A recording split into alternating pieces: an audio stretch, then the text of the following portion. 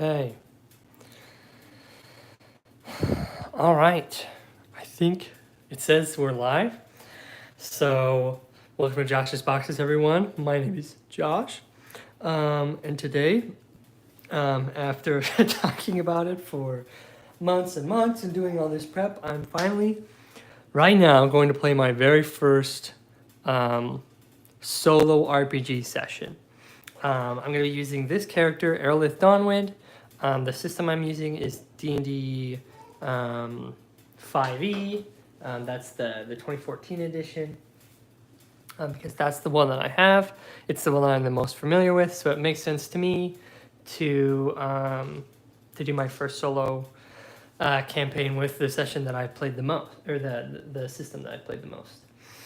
So I've got my character sheet right here. Obviously, I've got my dice tower right here with some dice off screen. I got these ones from WASD 20. These like gray, kind of dwarvish looking ones from WSD 20 years and years ago. He did a giveaway when he reached like 5,000 subscribers or something, and that's where I got them. And then these ones I got from my brother, and they were cool. They've got like green with kind of like a coppery lining to the numbers. Anyways, I've also got Mythic GM emulator open just right off screen here on my computer. I've got my Mythic GM play loop, which is the most recent video that I made on the channel. So go check that out if you want to see me ramble about the system. It was a terrible video. But yeah, there's my play loop that I'm going to be using for the GM emulator. I've also got this really nice notebook that I got from a coworker that I'm using for my solo RPG notebook. So I'm going to be taking notes on my sessions here in this notebook. And then I've also got the fate chart and the adventure lists and threads, which I might start working on right off the bat. Yes. Here is a drawing of Erolith, so you can kind of picture what my character looks like. A brief definition: he's a wood elf, raised in the woods, separated from the wood elves. Him and his father acted as guides for adventurers traveling through this dangerous woods. He's got a gnarly scar on his face. He's at home in nature, super strong, not very charismatic.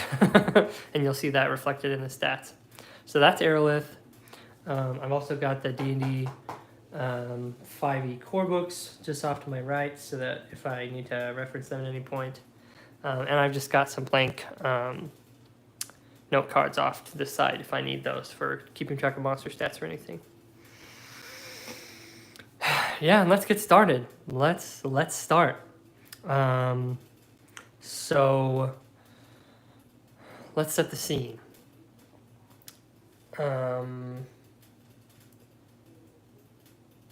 Let's see. Erolith is in a town called Fernstead. That's where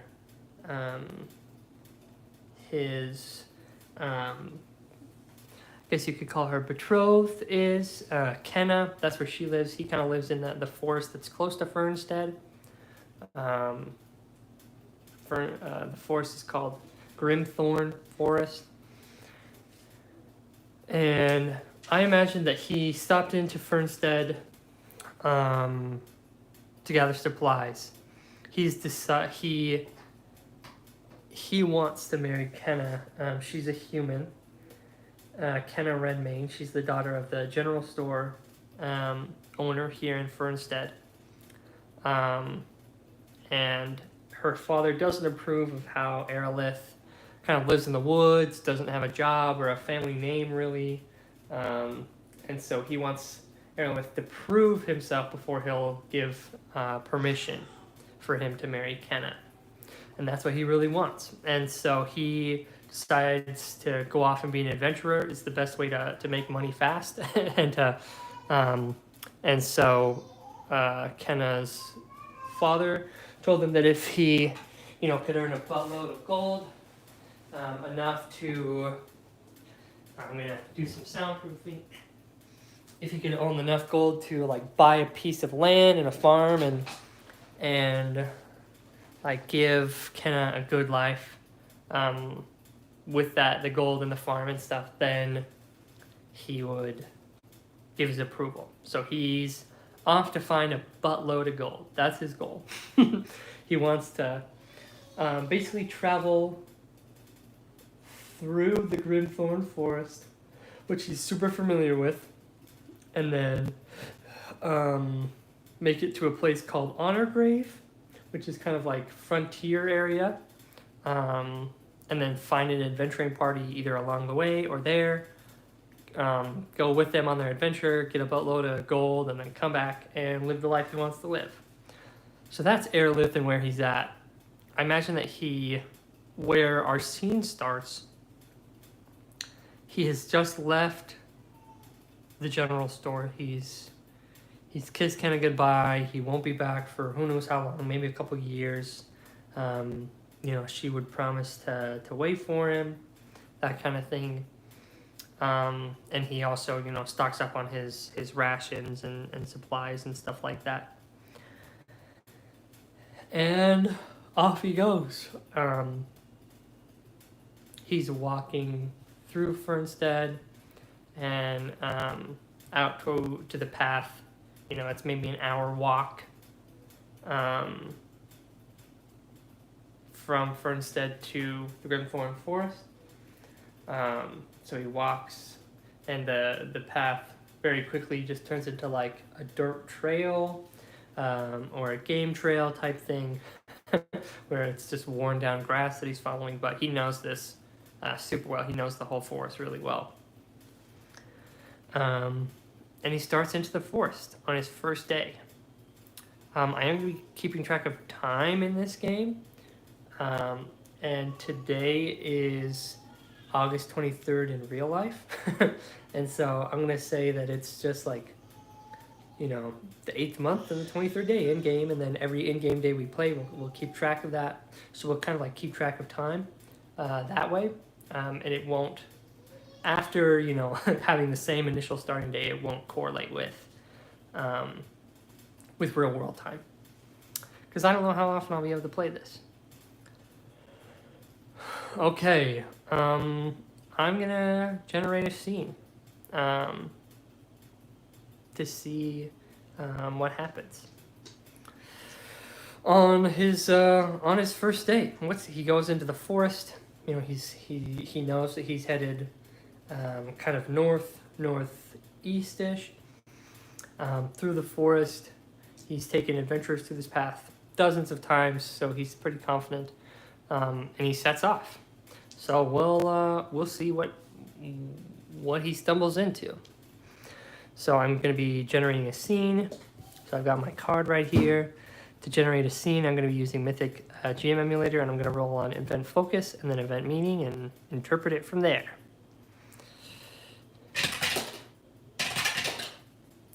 Okay, that is 57.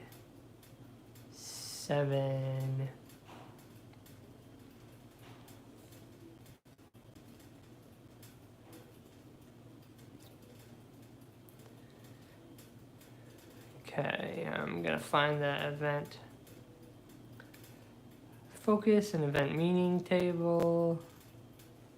Those are all meaning table.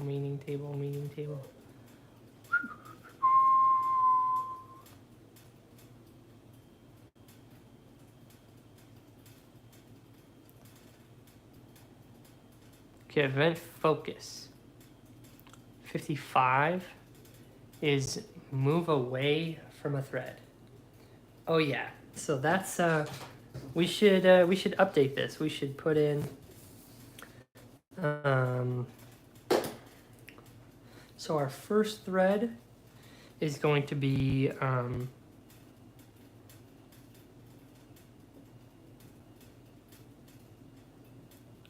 travel to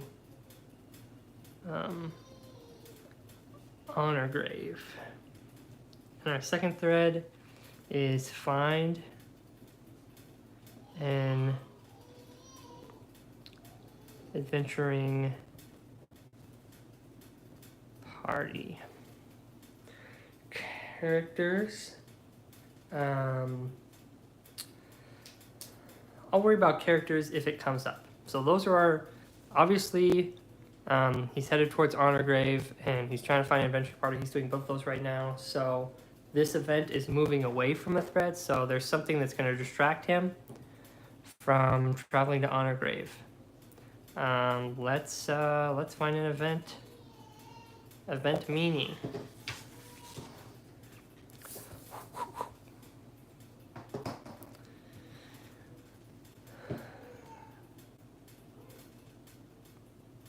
I'm gonna go, there's meaning to, I'm gonna go to the action table and roll on action 1 and action 2. So we've got 52 for action 1 is imprison. Okay. And action 2, 39. Imprison hindrance. I'm moving away from a thread. And the meaning is imprison hindrance. Okay, here's my interpretation. Erolith, as he moves through the woods, he's always aware of what's going on around him. He has is always paying attention and is connected and in sync with his surroundings. And he notices that maybe as he gets to close to the Grimthorn Forest, on his way there, he notices that some sort of animal is stuck in a fence. That's what I'll say. Yeah, imprison. Yeah, hindrance is like the fence and it's stuck there. Yeah, so some sort of animal is stuck in a fence, and he notices it. Let's see. Did I roll a 55 the first time? I should have rolled an interrupt scene anyways, or an altered scene, because the chaos factor's at 5. And it should have been an altered scene because it was 2 5s. Anyways, I'm learning the system still. Doesn't matter. So I'm going to say, is this animal that's imprisoned in the fence dangerous? Is this a dangerous animal that's imprisoned in the fence? I'm going to say 50-50 on the fate chart. Let's see.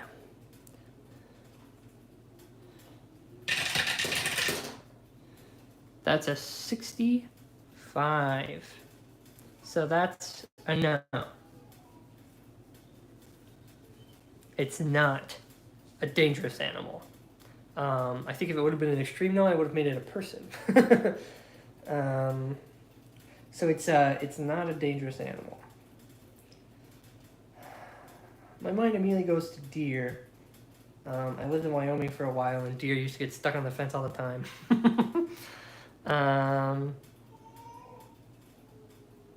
Yeah, so I'll say it's a deer. Yeah, why not? A deer stuck in a fence, trying to get into someone's garden or something like that, stuck in the fence. Is it dead? Is the deer dead? Can he? Obviously, Erolith is a hunter, so he wants to know if he can hunt this creature.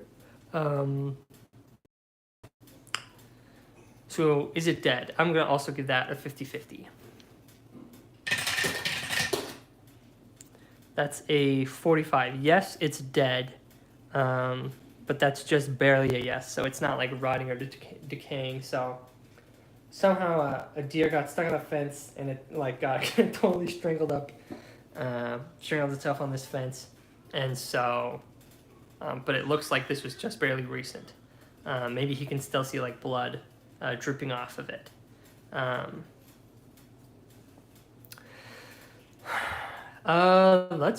He is gonna go over there, and I imagine that this isn't like someone's, like maybe it's like kind of a fence that the city put up. It's not like someone's private fence. So maybe it wasn't trying to get into someone's garden. I'm gonna have Erolith make a survival check to see if he can process this deer and get some rations. I'll give it like a DC 13. That's a 10 plus 4 is 14, so he passes. I'm going to give him D6 rations for that. 2. He gets 2 days of rations from the meat that he's able to salvage. So I've got 10 rations listed here. I'm going to switch on my pencil, because that one doesn't have any lead in it.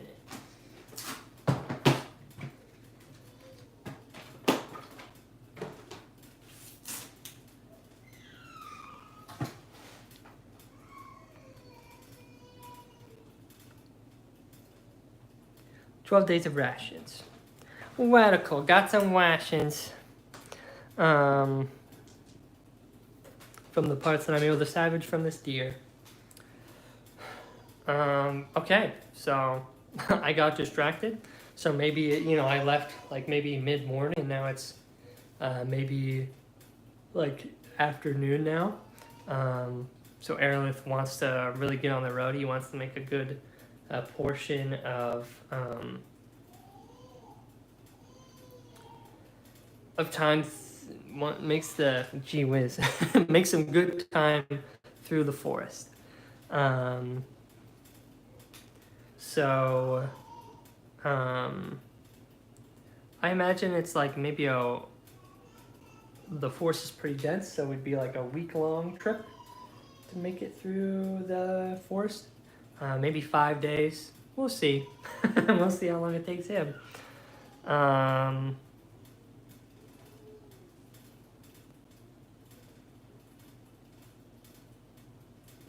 So that's the end of the scene. As he finds this deer and he butchers it. So end of scene bookkeeping. We don't have any threads or characters to add to. And he was in pretty good control there. So I'm going to say the chaos factor is at 4 now. So let's update our journal.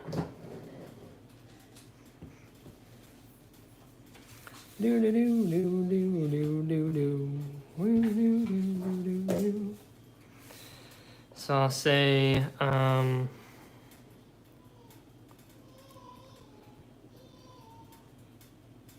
Erolith, Dawnwind.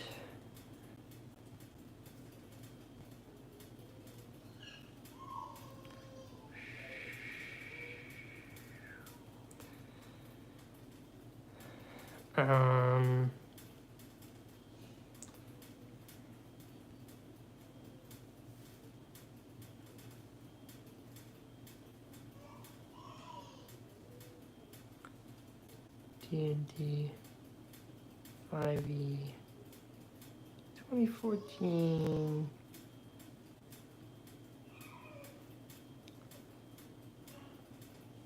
Solo campaign. Obviously it's a solo campaign, it's in my solo journal. Anyways,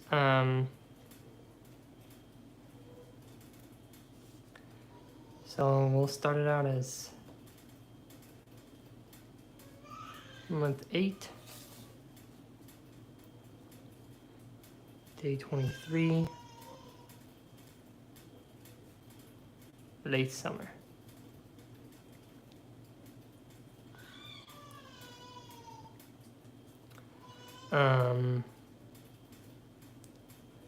Erolith left Fernstead after kissing Kenna Redmayne. Goodbye. I think I'll actually update this off camera because I'll remember what happened, and I've got this recording if I don't. And it's probably boring to just watch me summarize everything that just happened. Okay, so Erolith is in the Grimwild Forest now. Not Grimwild. Grimthorn Forest. Grimwild is a game that I've been thinking about recently. Chaos factor is 4 now. I'll set a dice off to the side to mark that it's chaos factor 4.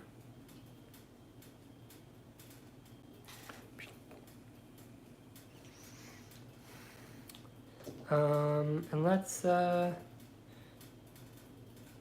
so I expect the next scene will be him like walking through the forest for a while, then he stops and eats dinner, and like sets up camp for the night.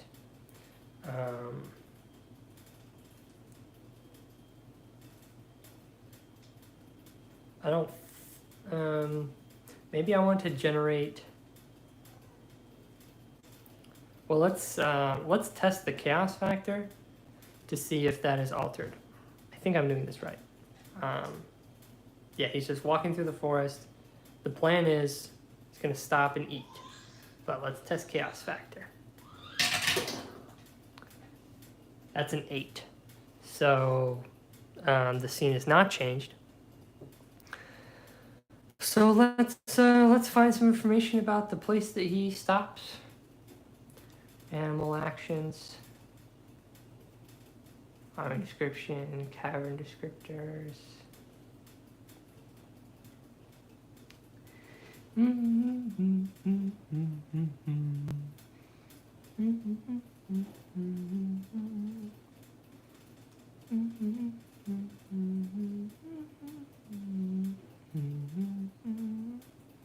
Forest descriptors, here we go. 31. Enormous. It's an enormous forest. Cool. It makes if it takes like a whole week to cross, it'd probably be pretty big. That makes sense to me. Okay, there's a location descriptor. Let's roll on the location descriptor table. 24 on the descriptor. Delightful. Wow. This is so wholesome. I expected to be fighting bandits by now. So he finds a delightful spot. Erolith is moving carefully through the brush, hacking his way around when he needs to, and he comes across a little bit of a clearing, maybe, probably pretty small, maybe like 20 feet in diameter, just this little clearing, and there's a big rock in the middle that he can sit next to, and there's like maybe even a little creek that runs right through it, right next to the rock, so he can get water from the creek, boil it and stuff like that. And there's like a good, like maybe a couple stones next to this rock where he can start a fire. And the rock, maybe it even has like an overhang. Maybe there's like a little, like he's walking in kind of a hill area, and there's like an overhang that he finds, and that's why he stops. It's like maybe a little early to be stopping, but he finds this spot and can't pass it up. Figures he's not going to find a better spot than this for the night. So he stops at this kind of rock overhang in this this kind of hilly region that he's walking through, and he let's see if he can light a fire. I'm gonna give that DC 10. Shouldn't be too hard. Woof. That's a 6.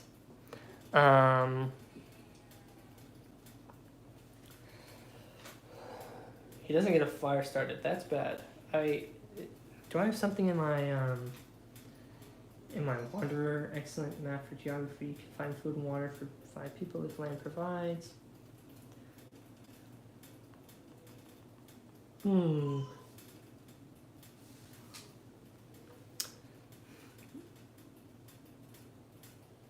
got a flint and steel kit. Honestly, I probably shouldn't have rolled because I'm like, how does he not start a fire? This is like something that's of such little consequence. I'm learning. I'm learning how to do the solo RPG thing.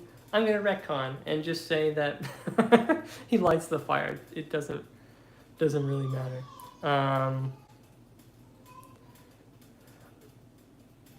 Maybe what I'll say is he lights a fire, but it's not one that it's late summer, and so it's easy to find wood, but the wood burns fast because it's so dry, and so he'll maybe like in his sleep the fire will go out. That's what we'll say. So he's at this overhang, lights a fire, cooks up his deer that he got. So I'll mark off 1 ration.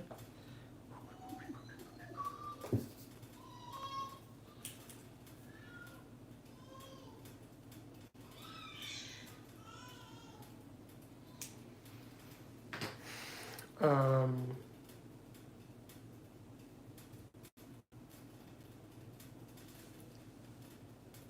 11 days over rations.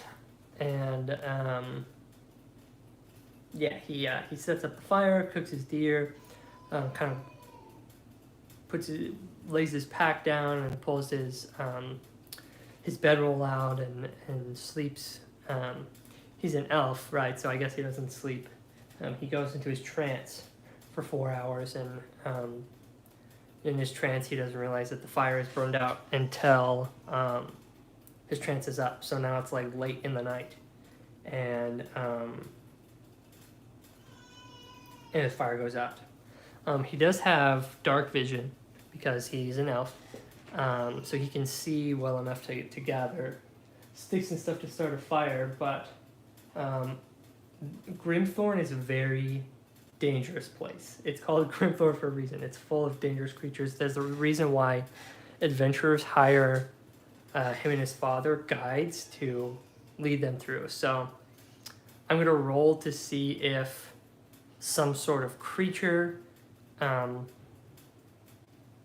is like prowling here and is like emboldened by the fact that his fire went out. I'm going to call this very likely because this place is so dangerous. So fate chart, chaos factor 4. Let's is some sort of creature stalking Erolith and is emboldened by the fact that his fire went out. 50. Okay, so 55 is a yes. There is a creature that's emboldened, and 55, I guess that's now above our chaos factor. The number 5 is above our chaos factor because it's at 4, so that won't trigger anything. But normally it would. But something is emboldened. I wonder what it is. Let's, I'm gonna grab Xanthar's guide. It's got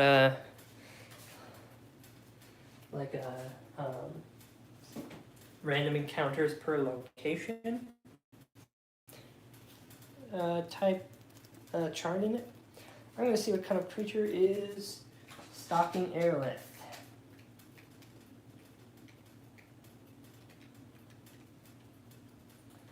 Okay, so this would be forest.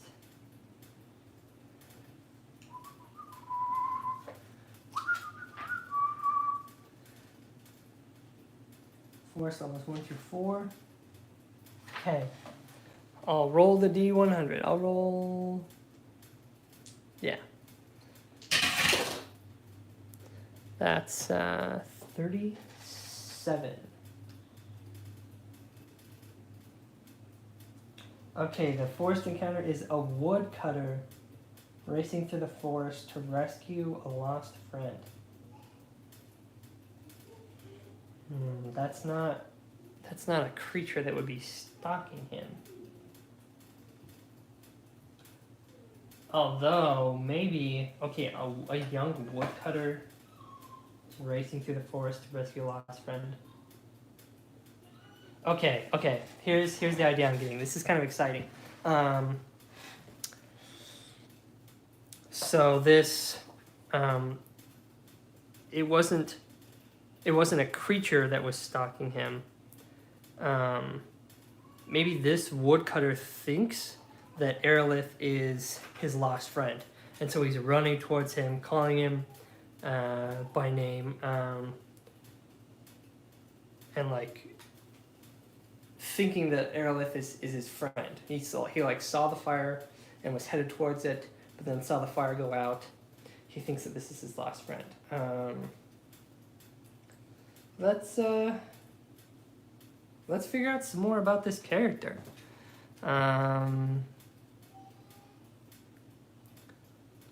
We've got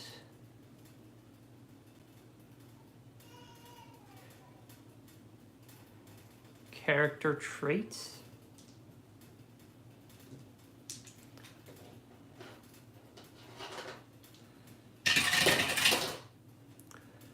'21. Defense.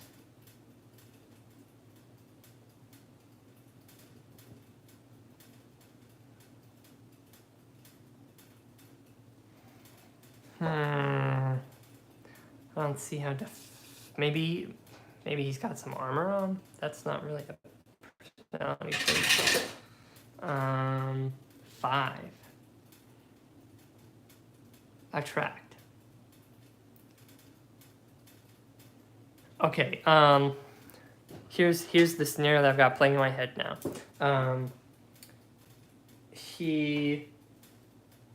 This guy is like very new, inexperienced, and maybe in running through the woods towards Erolith, thinking that it's his lost friend, he attracted whatever creature is stalking the area. So I'm going to roll again to see what the creature is. And if I don't get a creature result, I'm going to roll again. Okay, so 46 for the forest encounters table. Oof. 2d4 giant wolf spiders. Okay. 2d4. Here we go. It's just... Crap, am I going to have a character death in my very first session? Heaven have mercy. That is 7. 7 giant wolf spiders are attracted to this guy who's running and making noise. Okay. We're going to play this out. Erolith might run for his life, depending on how this goes. But let me find a stat for... It said that the young woodcutter had a scout stat, so I'll pull up the stat for the scout, and I'll pull up the giant wolf spider.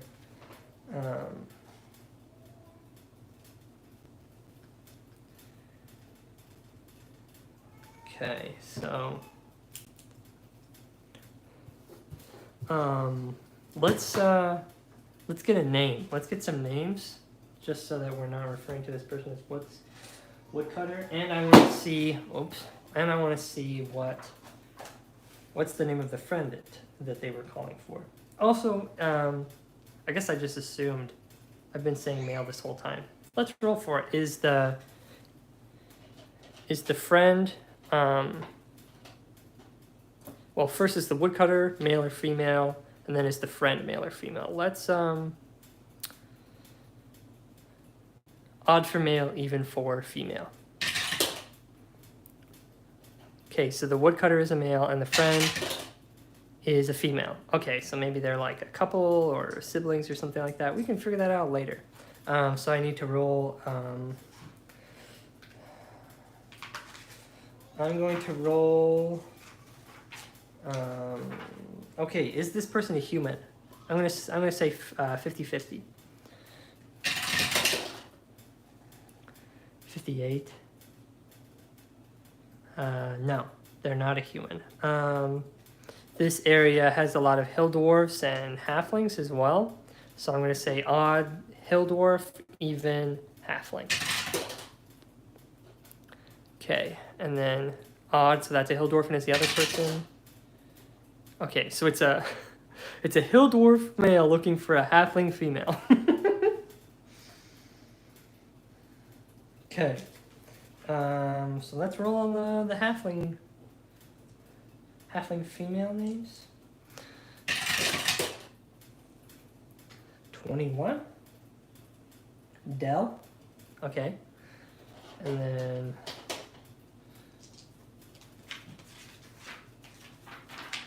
dwarf male.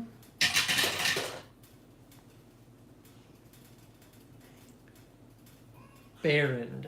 Okay, so Baron is calling for Dell. He's running through the woods. Dell! Dell! And Erolith is kind of coming out of his trance, sees that his fire is out, hears someone like crashing through the forest, shouting, Dell! Dell! Coming right for him. And he can also, in the darkness, see the glint of spidery eyes closing in. He calls out and says, "You fool! You've led them right to us. What are you thinking?" Or something to that effect. Or like, he'll like run up. I imagine he'll run up and cover his mouth. Just like run up, tackle him to the ground, cover his mouth, and say, "Shh! If they hear us, those wolf spiders will tear us to shreds." We'll see if he can stealth. We'll see if he can stealth this one. I gotta pull up the wolf spider stat. So the scout has pretty good dexterity. So yeah, they've got a +6 to stealth. Erolith has a +2 to stealth. So this is the scout. His attack is an 8. That sucks. Erolith is 11. Also not great. Giant wolf spiders. Okay.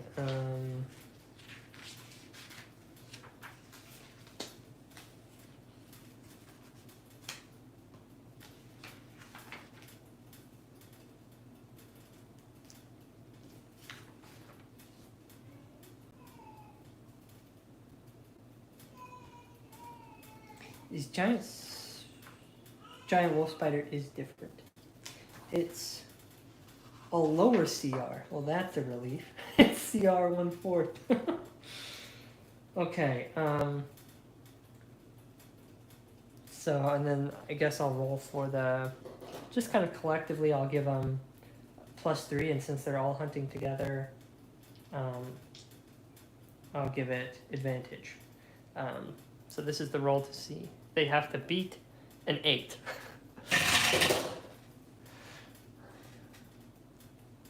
That's an 8, and that is a 6.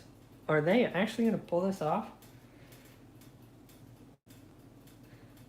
8. I'm going to rule in favor of the heroes because I don't want my character to die.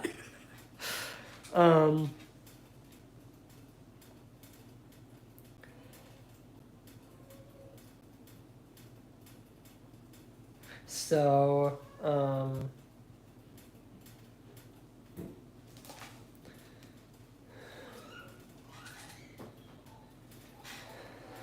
the scout's like, and Erolith is like, shh, and like really pushes hard, and then it's silent, It's dark. Arachnophobia, trigger warning right here, sorry.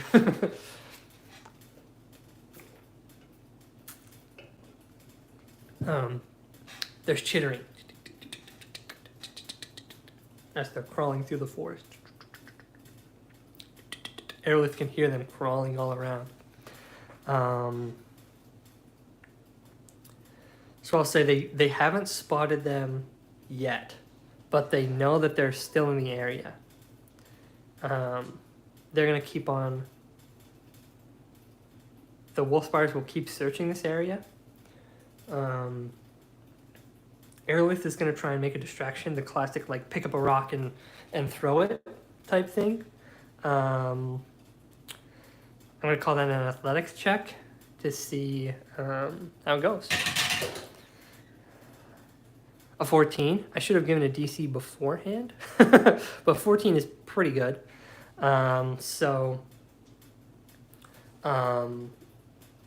He throws the rock. The spiders are kind of like off that way. He's going to take off. He's just going to hoof it. I know that there are official chase rules in the player's handbook, but I think that those are... I don't like the chase rules very much. They're kind of complicated. So I'm just going to make these an opposed athletics check. I closed it on the wolf spider. I don't know why I did that. That was dumb.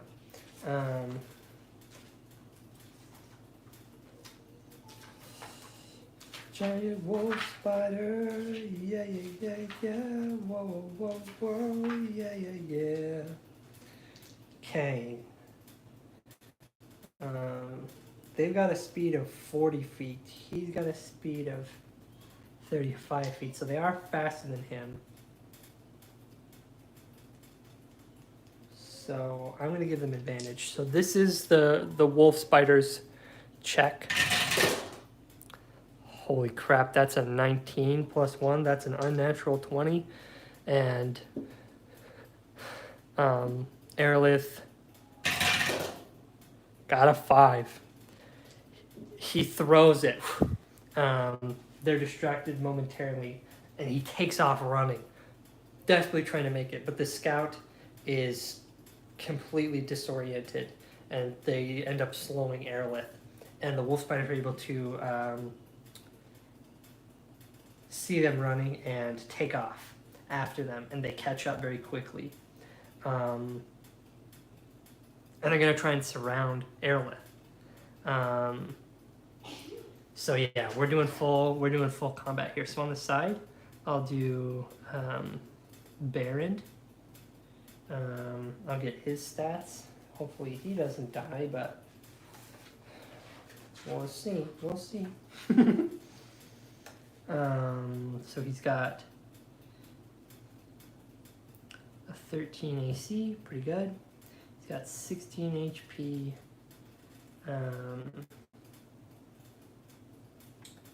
This other stuff. Okay, he can make either 2 melee attacks or 2 ranged attacks.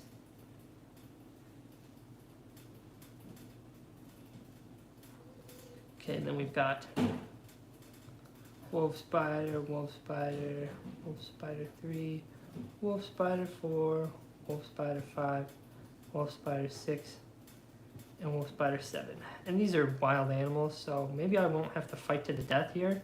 Erolith just has to take out a couple of them. We'll see. We'll see. We'll do like a morale check for them. They've got 11 HP each. Also AC 13, which is also Erolith's AC, so that's going to be pretty easy to keep track of. And they get 1 attack per turn, but it's also, it has a poison, a potential like poison thing, so. Okay. Here we go. Let's roll initiative. This is the scout. Okay, this is Erolith. Okay, this is the wolf spider. Wolf spiders are going first. Oh boy, Erolith pulls out his sword, and goes back to back with Baron. Baron is holding an axe. I'm gonna like flavor this an axe. I don't know what this scout stat has. Probably a short sword, I would guess. Yeah, short sword.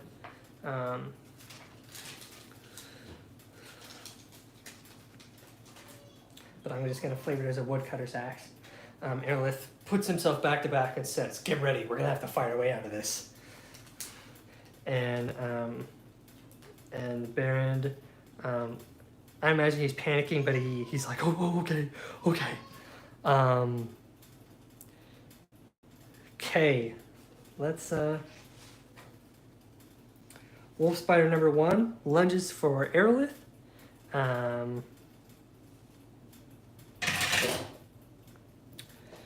That's a 3 on the die, so that +3, yeah, that, but it misses. Erolith sidesteps it. Wolf Spider 2, that's an 8, that's a miss. Wolf Spider 3, that's a 13, so that hits. So 1d6 + 1 piercing damage. Oof! 7 HP! Oh no! Oh no! So that's Erolith. It jumps, pierces his leather armor with its large mandibles, or not mandibles, like its fangs, I guess. And Erolith, oof! He takes serious damage. He just groans in pain. I also have to make a DC 11 check or take 2d6 poison damage. Dude, I could freaking die right here. That's crazy. 7 + 2? No, I failed. I failed the save. No. Okay, 2d6. Oh my goodness. He takes 5 damage. Erolith takes 5 damage and is dropped. He groans in pain, and then immediately he feels the poison start to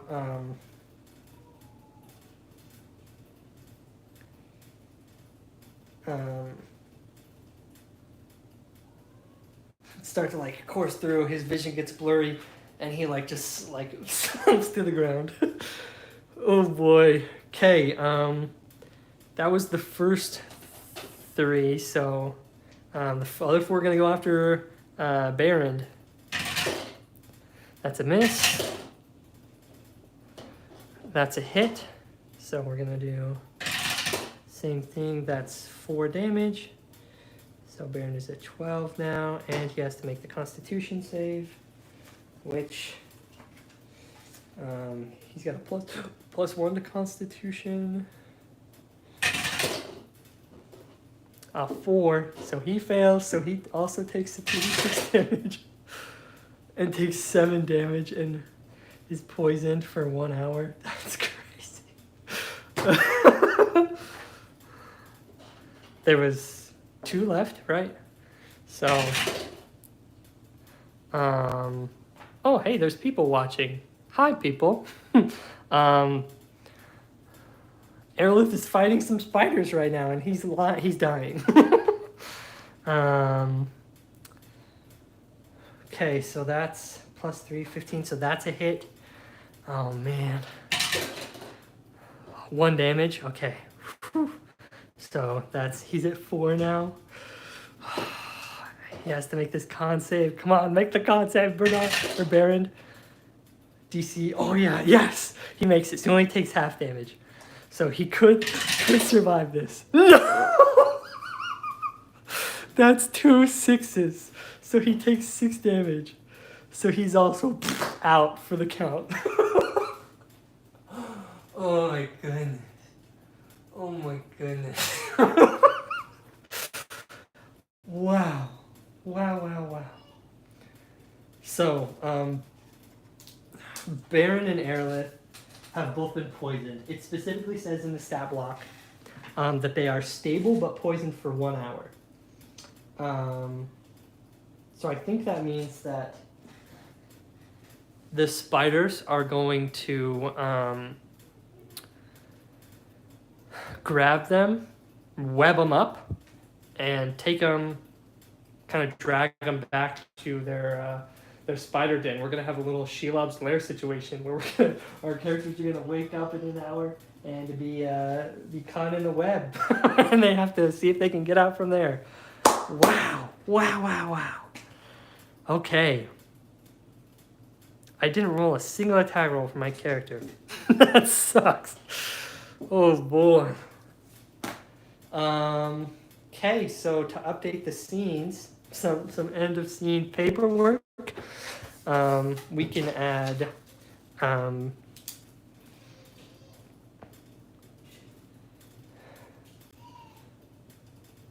Barrend,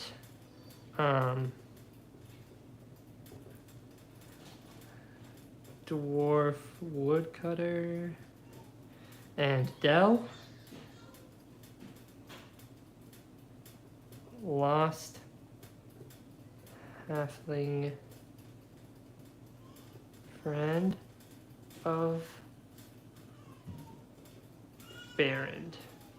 Okay, so there's some more characters. The next thread is definitely going to be escape wolf spider lair. Okay. Man, 7 freaking spiders. That's crazy. Okay, that was fun. That was cool. I'm feeling good. I had fun. And I'm kind of like getting the hang of this solo role playing thing. I want to do it again, definitely. We're gonna figure out what happens to Erolith.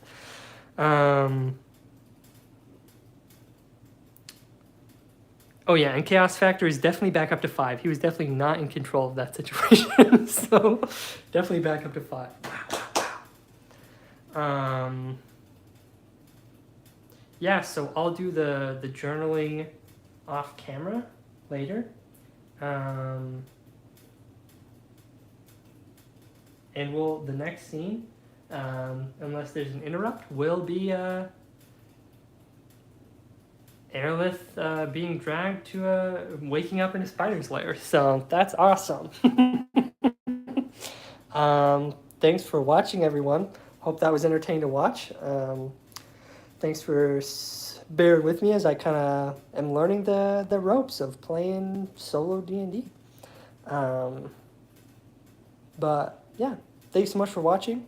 And until next time, ciao. I love this. Hey! Thanks, Jake Rock. Someone commented on one of my live streams. That's crazy. Well, I'm glad you enjoyed it, Jake Rock. That's neat.